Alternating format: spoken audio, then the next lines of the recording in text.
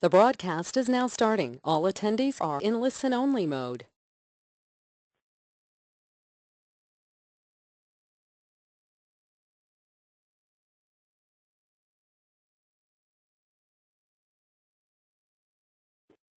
Good morning, everyone. We're just about ready to get started, but I wanted to go ahead and make sure that everyone can hear us.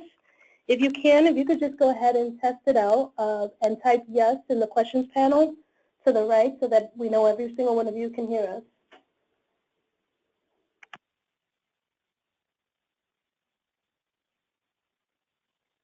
us. Okay, we've got plenty of yeses coming in, so we're going to go ahead and get started, and I will turn this over. Hi, everybody. This is Kia, and I am getting ready to go through the Bridges to Pathways presentation for you. I'm going to actually read directly from the PowerPoint. So my goal is not to entertain. I wish I could, but I really want to make sure that all of the information gets communicated to you. So I'm going to read directly from the PowerPoint. And as you know, this will be available after the webinar as well for you to review. The information covered here is also in the RFP, and you can also always email us afterwards with any questions. For the webinar, I'm asking that you hold your questions until the end because we're going to go over a lot of information. This will also be very redundant, but as most of you know, a lot of times it is, a question that may seem simple that you really need to have answered, and so we've tried to reiterate some of the major points and also some of the finer points. So I will answer all questions at the end, and I ask that you try to hold off on asking them until the end in case I end up covering it towards the end of the presentation. So I'm going to start now. So some of the things we're going to cover here are the program overview and youth eligibility, the program components, the scope and requirements, cyber grants, and then that's when we'll open it up for questions. So what is Bridges? Bridges to Pathways, which is what we call Bridges for short, is an 18-month education engagement and re-engagement program designed to reconnect youth ages 14 to 24 to educational institutions and supports via intensive case management and service coordination. And Bridges is targeted at engaging justice-involved youth ages 14 to 24 who have a history of at least one prior arrest, have pled to a crime, or have been adjudicated as delinquent.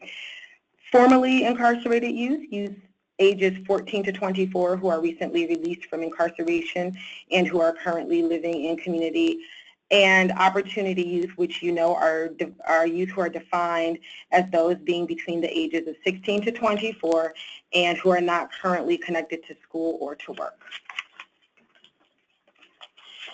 Bridges to Pathways is designed to reconnect youth to school and keep them engaged in school, to assist them in obtaining their high school diploma or equivalency, help them develop skills to be successful in post-secondary education, and connect them to pro-social activities. And I just wanted to bring your attention to the first bullet, which says reconnect youth to school and keep them engaged in school. So that means that, yes, it is so important for us to take youth and make sure that they get connected to school, but when we were doing an audit of prior education-focused programs that we have done, as well as nationwide programs, one of the things we noticed is that there can be a lot of emphasis on reconnecting youth, but it not necessarily keeping them engaged, or we all understand we want them to be engaged, but it becomes a little more difficult. The truth of the matter is that we are definitely looking equally at reconnection and engagement. So keep that in mind. Bridges to Pathways program components. Work with referral partners, community partners, Chicago Public Schools, and your network to recruit eligible youth. Identify a cohort, so minimum of 15 youth per cohort, maximum of 20 for participation in the program. Orientation to welcome youth and set expectations, make them feel welcome, and let them know what you want to have happen over the approximately 18 months of the program. Provide extensive intake to understand all issues as well as strengths and interests of youth participants. Develop an individual action plan for each youth participant. Conduct a combination of individual and group mentoring for a minimum of 4 hours per week. And establish strong relationships with education institutions the youth attend and ensure a clear line of communication regarding the youth's progress. The Bridges program components continued. Our cohorts are separated by age, so 14 to 17-year-olds and then 18 to 24-year-olds. So an agency may apply for both cohorts, but we want them to be treated separately, and the reason is that, which is explained in the third bullet, is that we expect that more than 80% of the youth in the 14 to 17-year-old cohort will be connected to traditional high schools. So that includes public schools, alternative schools, private Catholic schools, and that youth in the 18 to 24 cohort can be connected to high school where appropriate or to equivalency programs. And so we're just trying to make it so that the focus can be very clear for the youth that an agency is serving.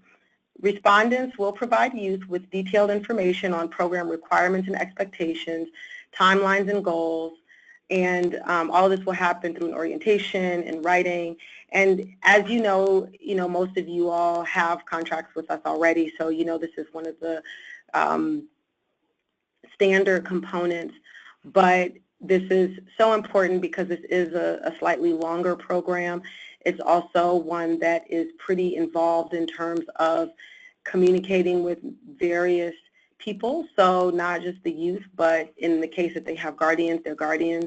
If they are formerly incarcerated, potentially their aftercare specialist or something like that, the school and relevant people at the school, because obviously the goal is to keep them engaged and to help them move along. So we said this is an 18-month program.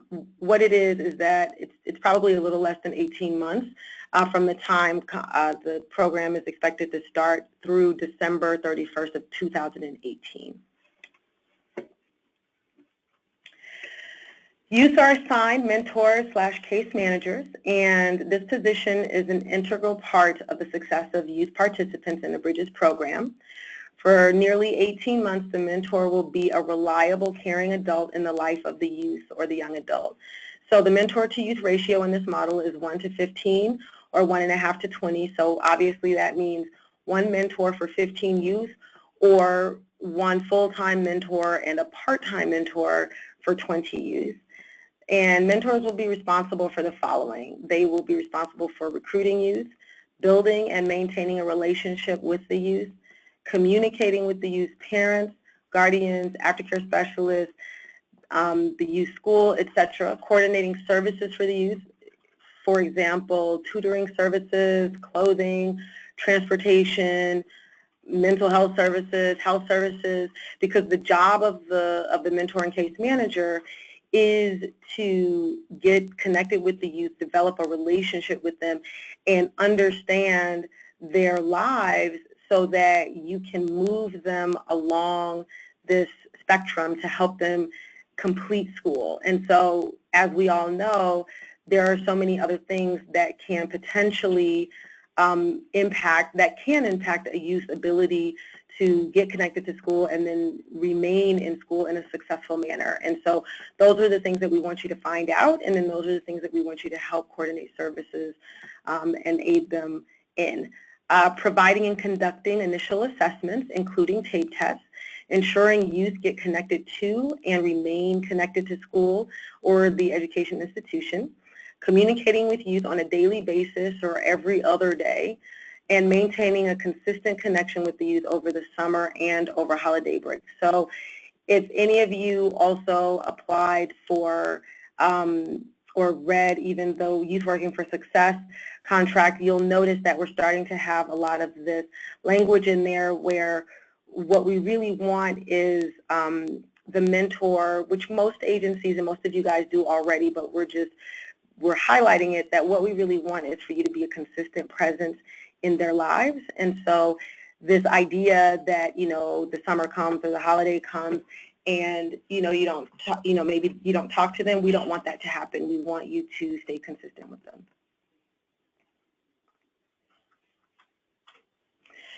Mentors are expected to involve themselves in the lives of the youth participants, including each participant's family and community and any other, any place else where they live their lives. Mentors will be expected to act as a liaison between each youth and other supporting agencies, other community organizations, and where necessary, the justice system. So for instance, again, a youth has an aftercare specialist or some sort of, probation officer, parole officer, whatever it is, and they will have, you should have contact with that person so that they know that the youth is working with an agency, that the youth is enrolled in a program, that they are enrolled, that they have a mentor, a case manager, someone who's checking up on them, and that for Bridges in particular, the goal here is to make sure that they complete their education requirement, whether it is a diploma or an equivalency, or in some cases going through the adult education process so that, they get tape tested when they come in, and then over the course of the program, they increase their reading and math skills at least 2 grade levels. And we'll get into that later, but the point is, whoever the people are in the youth life, they need to know that. They need to know what's happening. Respondents will provide a detailed description of their mentoring component and be very detailed when explaining how they successfully work to connect this population to school and education institutions. This is guidance for when you respond to the RFP. We are looking for an understanding of how you work with youth, in particular along school and education connection, reconnection, and engagement. Many of you have experience along these lines for sure. Many of you have experience reconnecting and engaging youth along other lines, maybe in workforce, maybe in some other area, maybe along the arts, something like that. But what we want to hear in the RFP is exactly how you plan to do it, because there are different things that are involved, different skill sets, different parameters that you take into account when you're actually trying to get someone connected to school. So keep that in mind when you're applying. Mentors will be expected to participate in training prior to the start of the program. Mentors are expected to be highly qualified with previous experience as mentors or case managers. They should be able to both relate well to the youth as well as demonstrate strong administrative capabilities for the purposes of keeping extensive case notes with clear and up-to-date documentation. Mentors should be comfortable working with many different people in service of the youth. For example, mentors should be able to work with the youth's parents or guardians, their probation officer, the school where they are becoming connected or reconnected to, and any other adult or person that plays a role in successfully keeping the youth connected to school. Mentors will be hired for 25 hours per week for the term of the contract. Youth stipends. Respondents will be responsible for managing all aspects of youth stipends. In this model, youth receive a $50 per week stipend for the duration of the program for a minimum of 4 hours of engagement per week. So we want you to be engaging the youth on a weekly basis for at least 4 hours. That could include weekends, that can include field trips, that can include individual meetings, that can include house visits, that can include time at the school, group sessions, but a minimum of 4 hours is what we want. And if it's less than that, if it's more than that, that's fantastic. If it's less than that, we want you to make sure that you prorate the stipend. To receive a stipend, youth also need to be enrolling or enrolled in school or education institution. So notice we said enrolling or enrolled because this is an education-focused program. So if a youth is not enrolled and has no intention of enrolling in school, they should not be in this program, first of all, and they certainly should not receive a stipend. For the purposes of this program, stipends may or may not be considered wages subject to withholding tax. This decision can be made at the discretion of the applicant. So most of you have experience in this area and know exactly how you count the stipends, and so we can talk about that if you have questions about it, of course, but I think most of you have experience in this. Eligible respondents. Ideal respondents will be able to demonstrate the following: a successful history of engaging and re-engaging youth in education institutions and activities. I'm just going to take this time again to underscore the point that we are heavily weighting the scoring here to look at agencies that give us a clear understanding of how they work with youth surrounding education.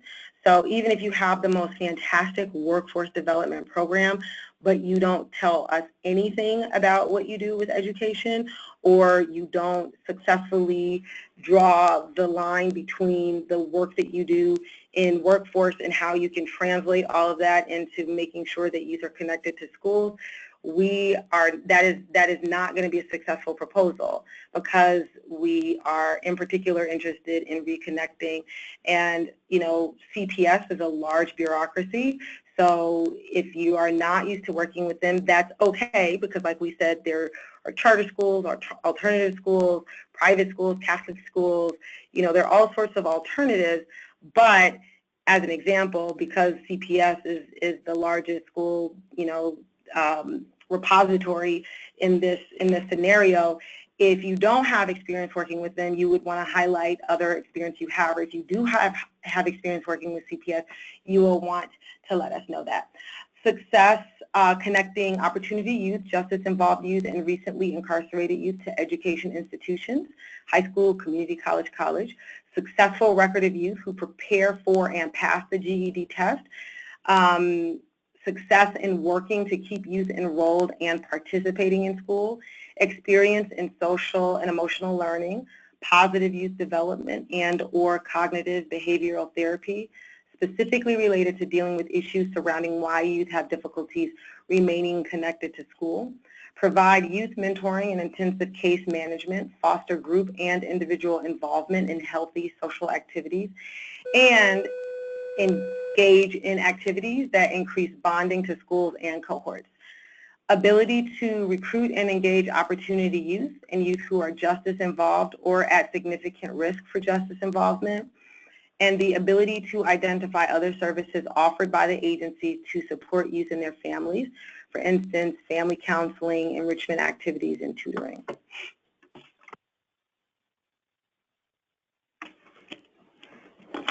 Additionally, ideal respondents will have the following key relationships and experience: extensive working relationship with the Chicago Public School District, city colleges, and other recognized educational institutions, prior experience with youth involved in Cook County Juvenile Probation, Juvenile Temporary Detention Center, Cook County Sheriff's Office, Illinois Department of Juvenile Justice, Illinois Department of Corrections, and Cook County Jail, existing relationships with Cook County Juvenile Probation, JTDC, Cook County Sheriff's Office, Illinois Department of Juvenile Justice, Illinois Department of Corrections, and Cook County Jail, experience supporting youth re-entering communities after incarceration, experience coordinating and partnering with other agencies to provide integrated services for youth. Performance goals. Awarded respondents will be responsible for tracking and reporting out on the following quantitative measurements: the percentage of anticipated enrollments achieved. So obviously that means if you apply for a cohort of 15, then we're going to look at how many of the 15 you actually enrolled. And then if you go for 20, same thing. 85% of enrolled youth are connected to school and successfully complete at least a year of school. 85% of youth who are eligible have enough credits at the time of enrollment into Bridges. Okay, let me repeat that, I'm sorry. So 85% of youth who are eligible, and by eligible we mean those who have enough credits at the time of enrollment into Bridges, 85% of those youth obtain their high school diploma. So I want to take a moment here to say we're not setting the goal of getting a high school diploma or getting a GED as the main goal or the only goal, because we recognize when you have a diverse set of youth, everyone's going to come in a different place. Someone may be only 2 credits from graduating, and someone else may be many credits from graduating. So what we're saying though is, of those youth that could graduate by the time they enroll, if they completed a year of school or semester, 85% of those should do so. 85% of youth who enroll in GED classes and are at a 9th grade level obtain their high school equivalency. 85% of youth who test at an 8th grade level or below increase by at least 2 grade levels over the course of the program. 75% reduction in depression, hopelessness in those that report feeling that way upon enrollment. And so we will be providing you with a mental health attitude assessment that we would like everyone to take, like a pre and a post. At least 75% of enrolled youth will not recidivate, and then we would like 95% of the grant to be expended by December 31st of 2018. So the Bridges selection criteria that we will be looking at is previous program experience, and so this again is where you get a chance to let us know how you have worked in this arena already, and detailing your successes and challenges, and explaining the various program models that you've operated in this space. The program design and administration, so that is the program design and administration that you are proposing for this current Bridges proposal, the administration and fiscal capacity, and the budget. So we have to say this, even though most of you probably know this, payments are based on reimbursement only. There are no funding advances for this model. The budget should support program needs. The $50 a week stipend is for the duration of the program for a minimum of 4 hours of engagement per week, and the stipends are contingent on youth participation in programming and should be prorated based on attendance. The cyber grants application is, this is how you get to it, and you will create a username and a password, and then there's technical support under the needs support section. So the webinar is today. This is where we're at. The application is due on July 14th at noon. Successful applicants will be notified 10 days later on the 24th. And the program year begins August 1st. And that would be, well, I think we're nearing the end. My name is Kia Coleman, and this is where you can reach me via email. Monica Dunleavy-Gerster can also be reached by email if you have any questions, and I'm pretty sure that most of you also have our phone numbers.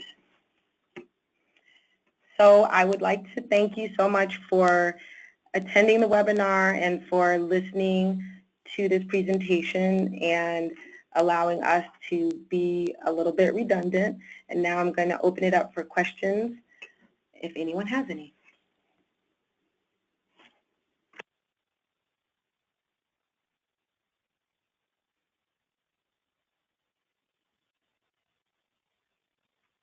Okay, so if anyone has any questions, please feel free to go ahead and type them in the questions panel, and we will go ahead and answer them as they come in. We'll give you guys a few minutes to do that.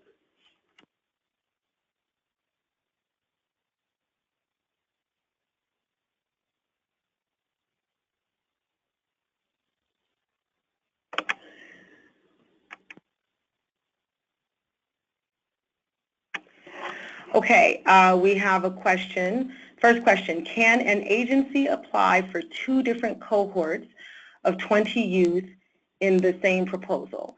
The answer to that is yes, you absolutely may apply for 2 different cohorts. We will, we will consider approving both, but we will use the same criteria, which is, do we think that this is something that, based on the proposal, can be done? So the answer is yes, you can definitely do that. The next question, if you are doing both age groups, I think we lost it. If you're doing both age groups, do you need to submit 2 applications? No, I think this is sort of related to the question that we just had, which is, can you apply for 2 groups of 20 or 2 groups of 15 or 2 cohorts? You just need to explain that you're applying for 2 cohorts, and it can be 2 cohorts of the same age group or a different age group, and then you just need to explain how you are going to address the needs of both cohorts. Is the budget for 18 months? Yes. The next question is, if we choose a cohort of 20, can you lay out the hours for the mentors? I believe the RFP said mentors should be hired for 25 hours per week. Yes, the mentors should be hired for a cohort of 20, as we said, there should be 1 full-time mentor and the equivalent of a part-time mentor, another person who's there half-time. So 1 mentor would work 25 hours a week, and then you'd have someone else who would work half that time. Are youth that have not been justice involved but are at high risk of being justice involved eligible for bridges? So the answer to that question is that the eligibility criteria are those that are justice involved, 14 to 24, formerly incarcerated, 14 to 24, or opportunity youth, 16 to 24. And the reason I'm answering it that way is, yes, someone could not be justice involved and be at a high risk, but that would mean that if they weren't justice involved and weren't incarcerated, they could be at a high risk, but in that case, they have to be 16 to 24 and not connected to school and not connected to work. So just refer always back to the eligibility criteria. Is there a STEM program for middle school and high school? I don't understand that question, you guys, so you know who you are that asked me that. You're going to have to email me because I have no clue what you mean by that. Is there a minimum number of youth per cohort? What is the budget amount per cohort? So the minimum youth is 15, the maximum is 20, and we outlined the award range in the RFP, and I do apologize that I didn't put it here in this presentation. So if I don't access it before we're done with the presentation, we'll send it out in the email, and you can also refer back to the RFP. If the mentor to youth ratio is 1 to 15, requiring 4 hours of contact engagement a week, yet the mentor is only a 25-hour-a-week employee, how is it expected to serve the youth? 15 youth times 4 hours equals 60 hours a week. Of course, there can also be group work, but still not seem. So so it sounds like what you're saying, essentially, whoever, you know who you are who's asking this question. You are saying that if every person individually got 4 hours a week, it would be 60 hours a week. And that is not the way that we calculate our hours. That's not the way that we, when we do our RFPs, all of them have a stipulation for the amount of contact hours we want the youth to have, and we specifically state that we want them to have group work. If you look in the RFP, we do say that there should be group meetings. So the contact should be group meetings, and outside of that, you can determine how the hours of contact are met. but 4 hours a week is standard. It's the standard contact hours for our RISE program. Our YWS program has a standard contact hour of 5 a week, same mentor to youth ratio. So if you need more clarification on that, you can definitely shoot me an email or we can have a phone call, but we do not calculate it as each person gets individual counseling for 4 hours, because then we would have to obviously provide money for more personnel. The RFP is stating that the program duration is 18 months. But it also indicates that each award will be between 120 to 175 per year. Does this mean that the budget will include expenditures for 18 months, but award for the 18 months will be 180 to 262, 500? So the duration is approximately 18 months. It's actually going to be a little less than 18 months by the time the program gets started. And the award for the entire 18 months is 120 to 175.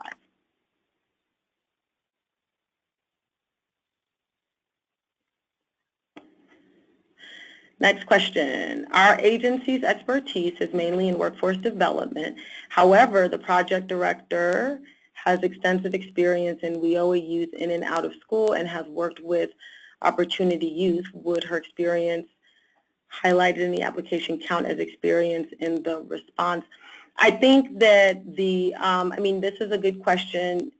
Yes, definitely you can have an agency that has experience primarily in one area as opposed to another.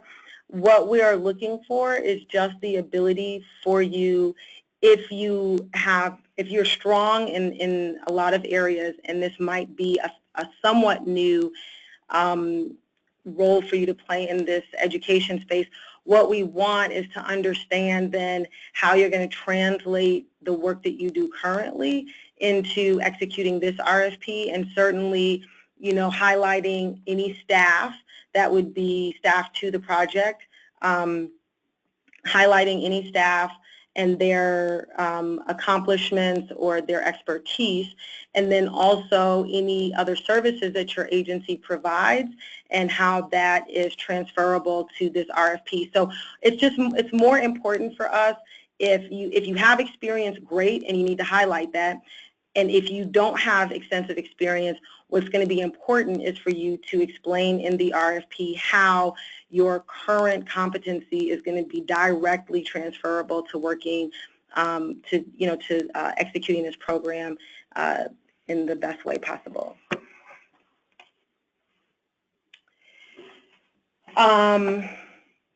Follow-up question to full-time mentor. 25 hours is not full-time. Should the mentor only reflect part-time in the budget proposal?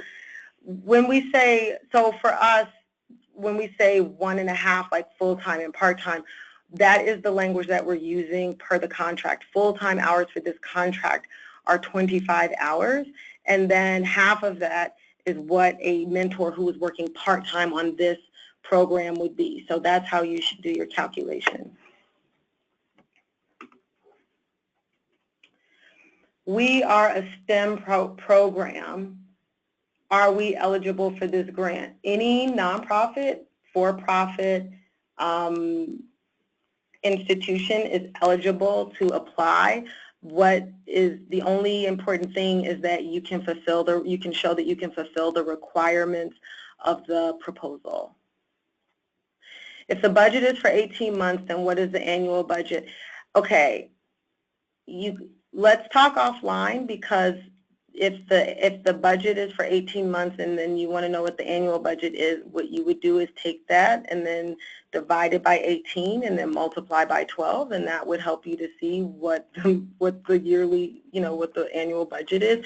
But still, if you need further clarification, I'm absolutely available to talk to you about it, because I know sometimes preparing a budget can be a little strange with our forms sometimes. Can you have more than one cohort at the same time? If you can apply for that, and if we approve it, yes. I'm not answering that one. Not that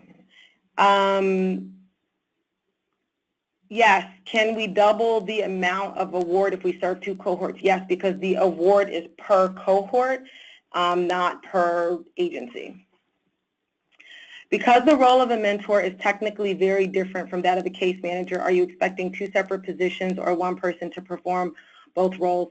You are right that there are differences between mentors and case managers. We use that term interchangeably because what we find in our program is that actually agencies will staff one or the other for a program and interchange them because this is not a full-time program, as someone noted earlier. These are not full-time hours, as someone noted earlier. So it can be either a case manager or a mentor. What is important is to look at what we're saying the duties are of the person who needs to be interacting with the youth. And so in your agency, if that is a mentor or if that is a case manager, we are fine with that. It just needs to be, they just need to be able to fulfill the duties that we outlined. Are applicants allowed to propose other job roles in the proposed model, such as an SEL provider and or education specialist? Absolutely. The answer to that is yes, absolutely. We would love that. Can you relate this program to a STEM program as far as the students are concerned? Are we to communicate with the students at their schools and their homes? And do we have to have a separate building to host this program? So the answer to this question is that yes, delegate agencies for all programs across any program that we ever fund need to have a site in which to deliver services. And yes, we would like for the agency to, or the organization to be able to communicate with the youth at all points in their lives, because especially if you talk about engaging youth who are, disconnected from school and re-engaging them, you should be talking to the school to say, hey, we, this person, I'll use my name, Kia, is being reconnected to school, and we want to make sure that she stays engaged. My name is so-and-so, just know that she's in, we're involved in her life and we're working with her and she's enrolled in one of our programs. And I'm going to be checking up, all the time to make sure that she's attending school, etc. So you should absolutely be talking to everyone that you're allowed to talk to. And by allow, I say that because, there are going to be some parents that say, leave me alone, right? But what I'm saying is that you should consider yourself as a person who's going to talk to everyone who is involved in the youth's lives. And yes, you do need a site in which to deliver services. Is there a targeted geographic area or high school? No, there is not. So we are leaving it up to the agencies on the ground, you guys, to let us know where you see the need and then to propose that to us.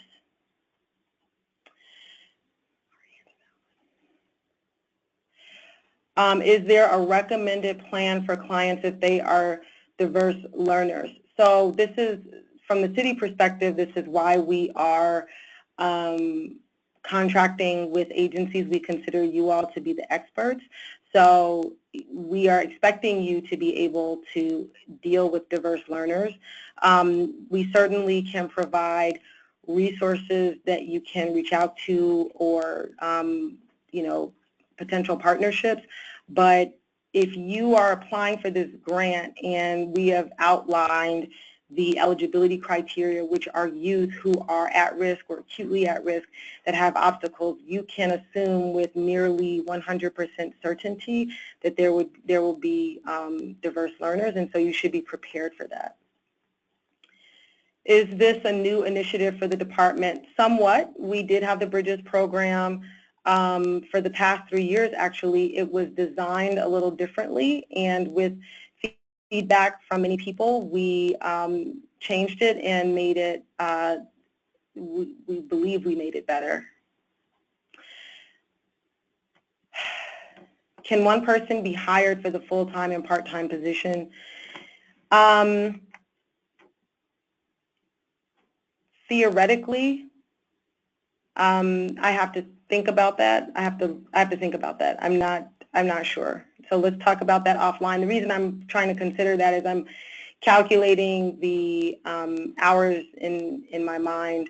So theoretically, August 1st to 2017 is 17 months. Yes, prepare a budget for 17 months rather than 18. That's why I said approximately 18 months, not quite, because the program is not starting until August 1st.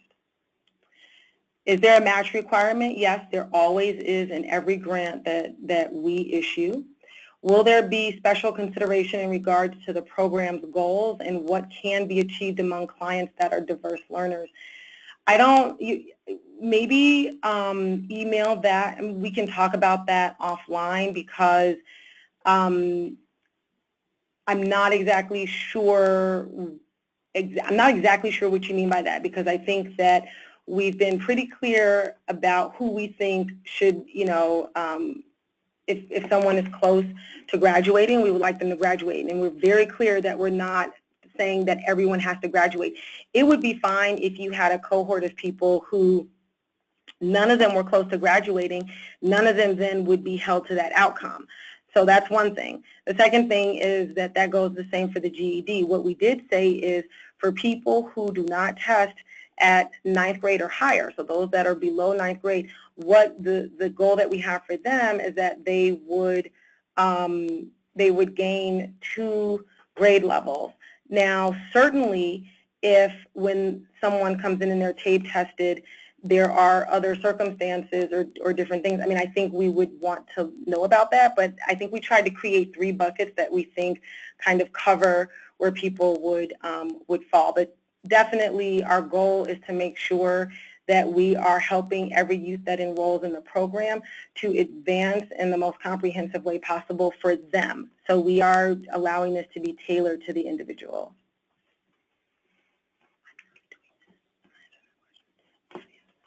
Can the PowerPoint be printed? We're going to send out the link. And I think that is the, how do we find our at-risk students? The agencies, so if you are applying, then we said that one of the characteristics of ideal respondents, eligible, the eligibility criteria that we have for respondents, we listed what we said the ideal respondents would have, and one of the things we said is that respondents would have